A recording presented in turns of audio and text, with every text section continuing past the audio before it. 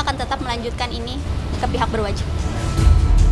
Kita mulai tegas juga, kalau memang dari pihak sana mau upaya hukum, kita hadapi, ya, kita hadapi. Kita nggak takut. Yang digiring kan saya jadi pelakor ya. Aduh. Mohon maaf, saya minta izin sekali lagi, saya bukanlah pelakor. Yang saya sindir adalah soal saya pernah dipukul oleh suaminya beliau.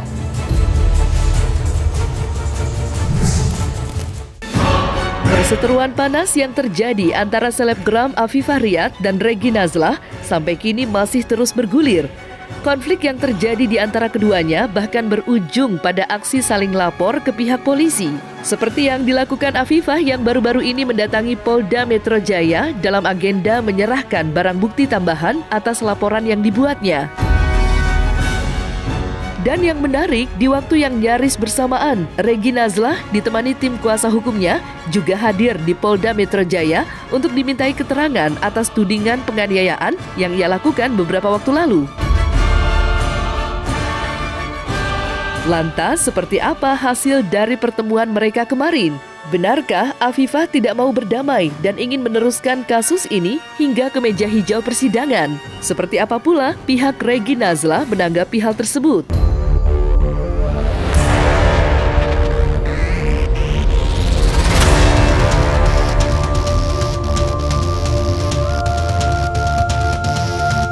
Saya akan tetap melanjutkan ini ke pihak berwajib.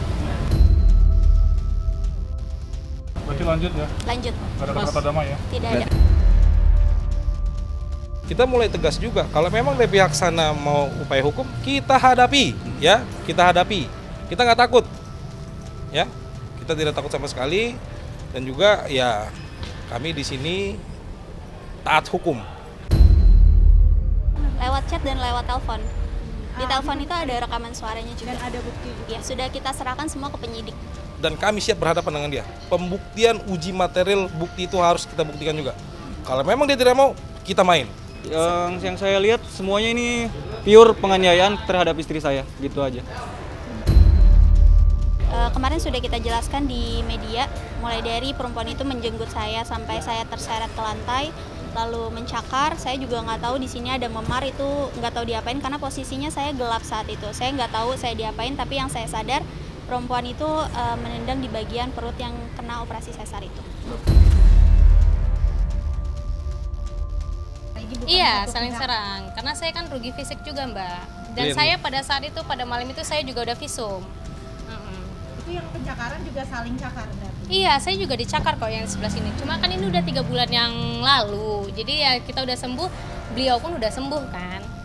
Ya kan logika gini deh, kalau memang dia dipukul 20 Juli kemarin, kenapa baru di-up 3 bulan sekarang? Ya kan, itu loh. Masalahnya bedanya klien saya Instagramnya sudah disuspend permanen akibat ulahnya dari postingan sana. Jadi kita nggak ada speak up. Nunjuk mata sebelah kiri saya. Dengan tangan terkepal? Iya, tangan gini. Perempuan itu kan ngajak saya bertemu. Dia bilang dia mau mediasi dan saya coba untuk bertemu, tapi saya nggak tahu kalau ternyata dia sudah merencanakan penyerangan itu. Saya mengeluarkan bukti-bukti di mana ada satu konten yang sudah dihapus sama dia. Itu menyebutkan nama saya di TikToknya dia. Terus begitu saya buka, terus kita cekcok di situ. Terus mungkin dia nggak terima, langsung dia nabok saya. Karena berawal perempuan ini sangat arogan, mulai dari di chat sama di telepon. Tapi tiba-tiba dia ngajak bertemu dengan baik-baik gitu. Makanya di chat yang kemarin perempuan itu sebar, itu perempuan itu sudah merencanakan dia baik-baik, di mana saya sudah marah, tapi perempuan itu masih baik gitu. Dan di saat bertemu juga saya kaget banget ternyata dia melakukan penyerangan itu. Sebelum Afifah Nazlah melaporkan Reggy dengan tuduhan penganiayaan, seperti diketahui, Reggy sudah terlebih dulu membuat laporan di Polres Jakarta Timur.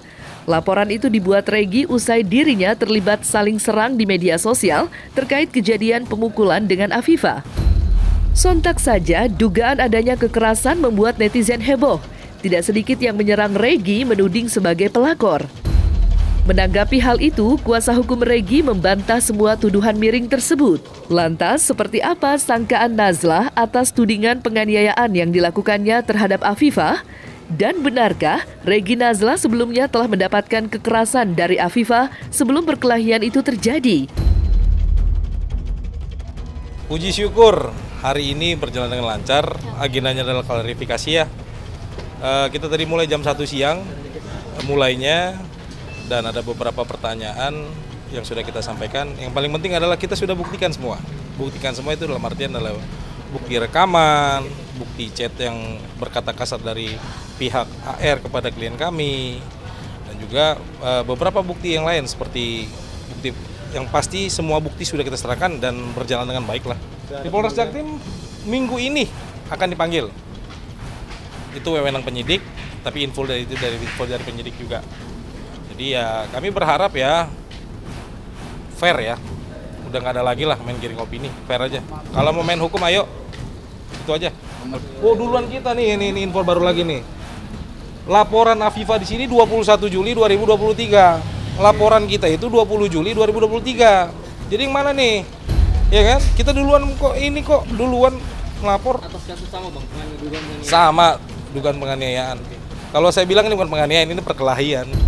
Cuman karena seleb aja jadi heboh. Jadi awal mulanya itu kita emang udah adu cekcok di TikTok awal mulanya, sampai kita beralih ke WhatsApp. Akhirnya kita bertemu untuk saya klarifikasi. Saya tegaskan lagi untuk klarifikasi sampai saya membawa bukti-bukti, di mana saya membawa bukti dan AVS 02 dan berisikan materai yang dimana saya nanti berniatan untuk kita jangan koar-koar lagi ya di media sosial, karena saya tidak punya masa. Saya bekerja, saya nggak mau terganggu oleh itu gitu. Begitu saya sampai, kita bercerita, saya menunjukkan bukti-bukti saya begini, mungkin dia ada yang kaget kali, karena ada satu konten yang sudah dihapus sama dia, tapi saya sudah punya. Begitu saya cekcok sama beliau langsung memukul saya di situ. Regi dulu pelaku kekerasan gitu. Oh tidak, kita bantah dengan keras itu. Kita juga ada kok satu bukti juga yang menjawab itu, cuman kita nggak buka sekarang. Maaf ya Kak ya. Jadi rekan-rekan, intinya adalah klien kami ini kalau dibilang pemukulan zaman dulu kenapa nggak laporan polisi? Sekarang klien kami masih di sini nih. Jadi gini, biasakan kita taat hukum. Kalau dia mengucapkan, buktikan gitu loh. Jadi jangan dia pembuktian sebelah, kasihan klien saya nih tidak benar. Di dalam suara itu ada, tidak benar. Tidak benar. Tidak benar. Saya pastikan tidak benar. Katanya pasang badan kan. Tujuan kami hari ini mau menjawab semua tudingan karena sudah terlalu fatal. Sangat-sangat fatal. Klien kami terancam loh ya. Kehilangan pekerjaan, sudah dirumahkan sekarang. Di universitas sudah dipanggil oleh rektor. Kebetulan klien kami ini memang rajin belajar. Sekarang dia masuk universitas lagi. Dan kemarin dipanggil, ini ada permasalahan apa? Udah digituin juga. Orang di kantor di kampus baik-baik aja, ya kan?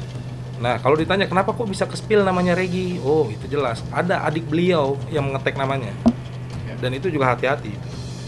Saya lagi susun juga strategi akan itu. Hebohnya dugaan adanya penganiayaan yang dilakukan Regi terhadap Afifah membuat nama Regi ramai menjadi perbincangan. Berbagai tudingan miring dialamatkan kepadanya. Merasa dirugikan dengan tudingan-tudingan tersebut, ditemani kuasa hukumnya, Regi akhirnya angkat suara dan memberikan klarifikasi terkait permasalahan yang sebenarnya. Di sini saya cuma ingin menyampaikan saja bahwa opini yang diberikan dari pihak sebelah itu tidak benar adanya. Jadi biarlah proses hukum yang nantinya membuktikan faktanya. Di sini ingin saya sampaikan juga, berilah saya ruang, karena di sini sudah menyangkut ranah keluarga saya, pendidikan saya, serta pekerjaan saya, yang dimana saya harus dirumahkan dulu. Untuk itu, untuk seluruh masyarakat Indonesia, berbijaklah menggunakan media sosial. Klien kami juga luka-luka gitu loh. Klien kami luka-luka juga. Jadi untuk rekan-rekan semua tahu, jadi tidak sesuai fakta kejadian hukum apa yang terjadi di lokasi. Jadi kurang lebih kami di sini bukannya untuk membela apa segala macam, cuman kami di sini memberikan klarifikasi dan hak jawab atas klien kami atas tuduhan miring di luar sana. Oh, tidak benar, kita bantah dengan tegas. Kita bantah dengan tegas. Kita bantah dengan tegas, dan ini tujuan kami adalah pemulihan nama baik klien kami. Yang digiring kan saya jadi pelakor ya. Aduh.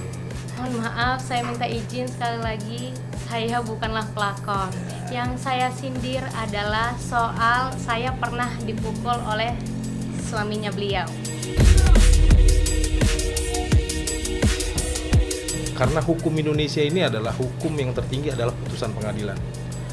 Kami bukannya bersombong diri, tapi kita tetap berbuka diri. Semoga pihak inisial wanita AR itu bisa juga tidak main asal tuduh menggiring opini sembarangan. Itu luar biasa efeknya, baik dalam kehidupan pekerjaan klien kami, baik kehidupan sosial, sampai keluarganya.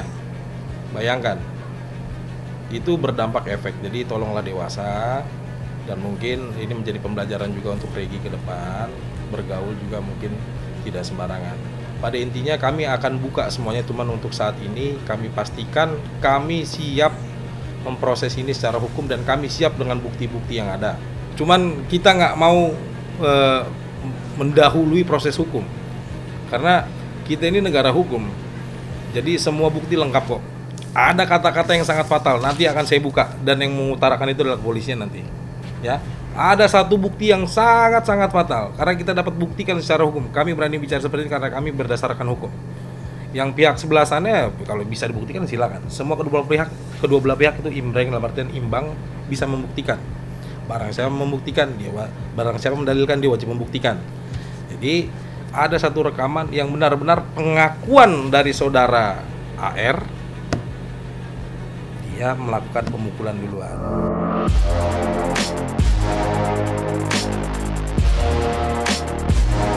Nah, selesai sudah Cumi Lovers? Saksikan terus Cumi Camp In-Depth, kabar lengkap, mendalam, dan akurat dari narasumber terpercaya. Dan jangan lupa untuk like, subscribe, dan juga share channel YouTube Cumi Cumi.